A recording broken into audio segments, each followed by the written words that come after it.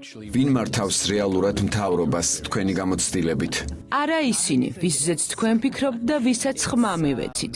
როდესაც შეხედავთ რა მოხდა, როდესაც პრეზიდენტ ბაიდენს ჰქონდა ის სამარცხვინო დებატები პრეზიდენტ ტრამპთან. ამან რეალობა გამოააშკარავა, რაც ბევრმა ჩვენგანმა დიდი ხანია იცის. პრეზიდენტი ბაიდენი არ არის ის, ვინც უბრძანებს.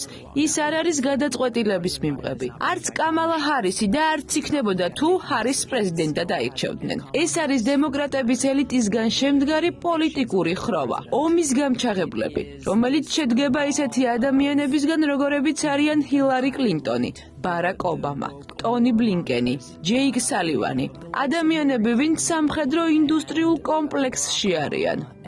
ხალხი, ვინც სარგებელს იღებს იმით, რომ ჩვენ მუდმივად ომის მდგომარეობაში ვიყოთ.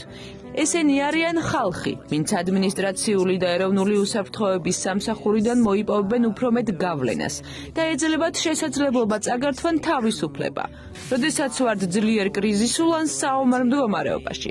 ესენი პოლიტიკური ჯგუფი არიან მათი მეგობრები, მილიარდერები, ხალხი და მედია, ვინც ძალას იხვეჭს იმით, რომ შეუძლიათ ყავდეთ ფიგურა, რომლის კონტროლის შესაძლებლობაც აქვთ. Essentially they can control.